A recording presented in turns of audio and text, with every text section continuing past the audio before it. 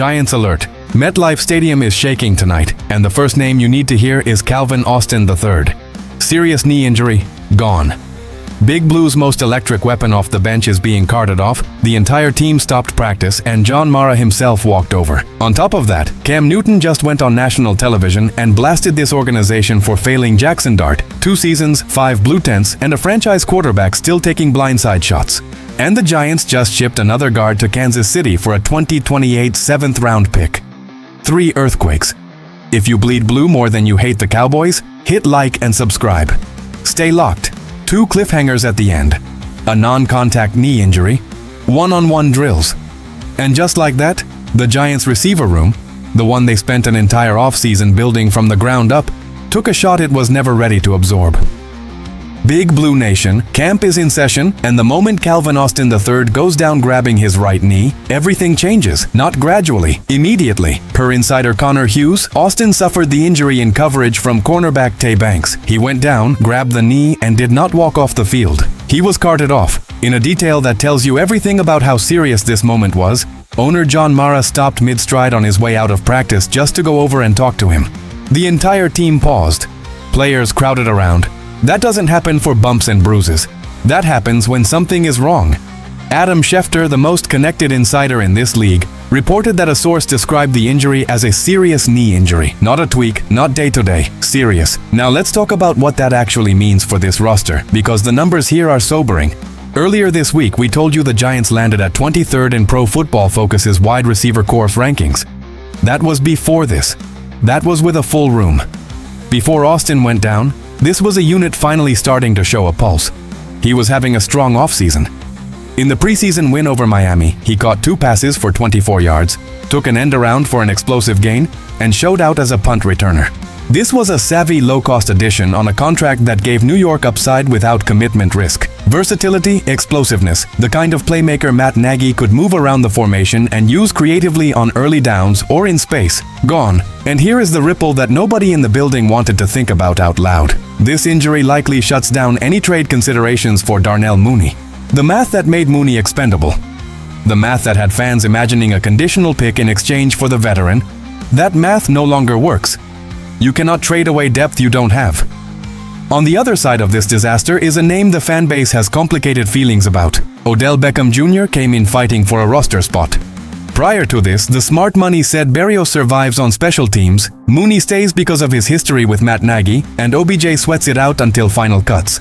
That calculus just shifted. Austin's absence likely solidifies Beckham Jr.'s place on the 53. Not because he earned it in camp, because the room is simply too thin to cut him now. Let that sink in. A player whose roster spot was in question is now protected by the misfortune of a teammate who deserved better. As a smaller receiver, Austin has dealt with injuries before, but every indication out of the building is that this could be his most significant yet. Non-contact knee issues in one-on-one drills are the kind of thing that lingers. That comes back. That defines a season before it even starts. Every receiver on this roster now carries more weight than they were signed to carry. Let me ask you directly. If Austin misses significant time, does this force Schoen to go back to the market? Is there a receiver sitting out there right now who suddenly fits? Is this Giants receiving corps built to survive another hit before week 1? Drop your answer in the comments, and if this injury infuriates you as much as it should, smash that like button for Austin, because that man was playing his heart out.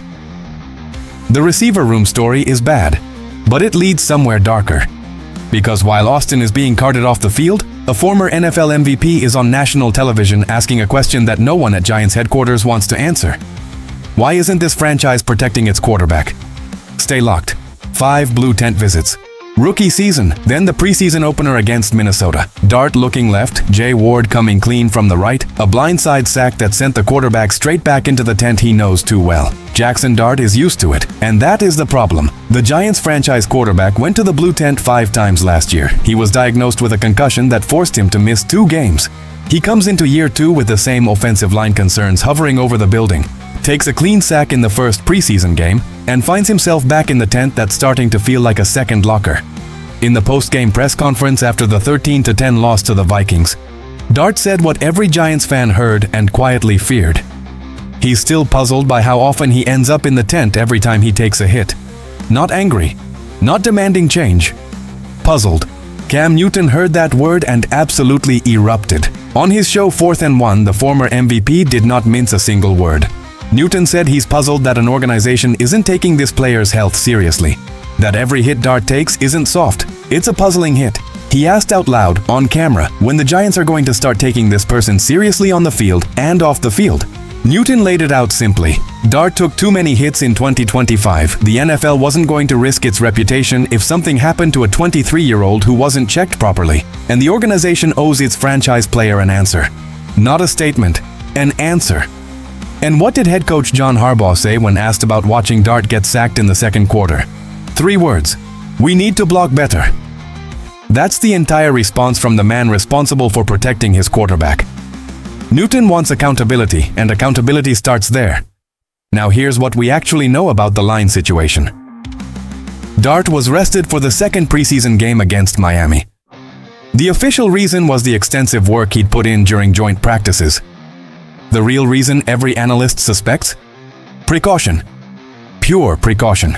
The organization saw what happened against Minnesota and quietly decided not to put him back out there until the protection improves. Dart continued in that Vikings game after the hit, which tells you about his toughness. But toughness shouldn't be the plan. Toughness shouldn't be what keeps a franchise quarterback upright on Sundays in October. Newton's message was blunt. Saran, wrap this individual. Build a bubble of protection around your quarterback, on the field and off it. Because what Big Blue Nation cannot afford, what this rebuild cannot survive, is another concussion protocol, another missed game, another blue tent moment that has everyone holding their breath on 1st and 10. Newton also referenced off-the-field issues from earlier in the offseason. The team has reportedly moved past that chapter and refocused on the season ahead. Still, the point he's hammering goes beyond any single incident. A franchise quarterback in his second year should not be relearning how to survive. He should be learning how to win. Jackson Dart deserves better, and every Giants fan watching that tape knows exactly what that means.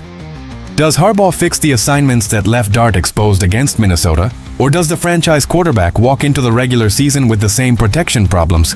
Tell me what you think below. And if Newton is right, if this organization owes Jackson Dart more than they've given him, smash that like button and let's make sure every Giants fan in the comments gets heard. Because the Dart conversation connects directly to the next story. The front office is moving chess pieces while the offense is under fire, and one just landed in Kansas City. Stay locked. A 2028 7th-round pick. That's the return. That's what the New York Giants got for Joshua Ezeudu, a guard they spent a 3rd-round pick on just 4 years ago. Shipped to Kansas City on Monday, Jordan Schultz reporting, and the official terms close a chapter on one of the more disappointing developmental stories in recent Giants history. New York invested a 3rd-rounder in Ezeudu in 2022, saw time from him at left guard and left tackle across 3 seasons, and in 33 games managed just 10 starts. 10. From a 3rd-round investment. The calf and toe injuries that cost him all of 2025 compounded the issue. The Giants re-signed him to a 1-year, $1.3 million deal heading into this camp, and now they're trading him for a pick that doesn't land until 2028. Still, it's the second time in a single week New York has gotten something for a backup guard. They sent Daniel Falele to the Jaguars on August 19th for a 2027 6th-rounder. Now Ezeudu goes to Kansas City for a 2028 7th. 2 guards, 2 picks, 0 starting caliber players leaving the building. The trade saves the Giants $1.17 million at the cost of $80,000 in dead money. In a league where cap management decides playoff rosters, that is not nothing, but let's be direct about the hole this creates. The Giants' backup interior now runs through Aaron Stinney, Evan Neal, yes, that Evan Neal, the former 1st overall pick converting back to guard, and Jake Kubas. Starters John Runyon Jr. and Francis Mauigoa remain in place. The depth behind them just got thinner 2 days before rosters must be trimmed to 53. There is a wrinkle in this story that deserves attention. Ezeudu actually lined up at guard and tackle against Miami last Saturday, and had to leave with an undisclosed injury. Harbaugh called him day-to-day afterward. So the Giants traded a player listed as day-to-day to a Super Bowl contender for a late-round pick 4 seasons from now. Either New York was confident the injury was minor, or Kansas City was willing to absorb that risk for a depth lineman who still has upside. In Kansas City, Ezeudu gets a genuine second chance. He'll compete behind 2-time Pro Bowler Trey Smith and Kingsley Suamataya, alongside Mike Caliendo, Pete Nigra, CJ Hansen, and Hunter Norzad. A fresh environment, a winning system. Sometimes a change of scenery is all a player needs. Beyond the immediate roster math, there's a longer argument worth making here. Schoen is clearly prioritizing draft capital wherever he can find it, even in deals that return fractions of the original investment. That pattern isn't accidental, it's a philosophy. In 2 or 3 drafts, those picks become depth pieces, camp bodies, developmental projects that keep a roster healthy deep into a season, and Schoen's track record in this offseason shows a man willing to make unpopular decisions in the short term to win the chess match in the long run. Trading a 3rd-round pick for a 2028 7th sounds like a loss on paper. Over a 4-year window, in the context of a roster being rebuilt from scratch, it might look different. Every pick is a bullet. Every bullet matters in April. The front office understands that, even when the fan base wants action yesterday. Patience here is a feature, not a bug, but patience has a limit, and the clock on this roster is ticking. Here is the big picture question that connects directly back to Cam Newton's point about protecting Jackson Dart. The Giants just traded 2 interior linemen in 1 week. Depth is what keeps a line functional in November when starters go down. Tell me in the comments, is Schoen right to collect these small picks and trust the starters, or does he need a starting caliber guard before kickoff? And if you believe there is still real work to do up front, smash that like button now. The front office is listening. Stay locked. 3 stories, 3 alarms at the same time. Calvin Austin III carted off with a serious knee injury.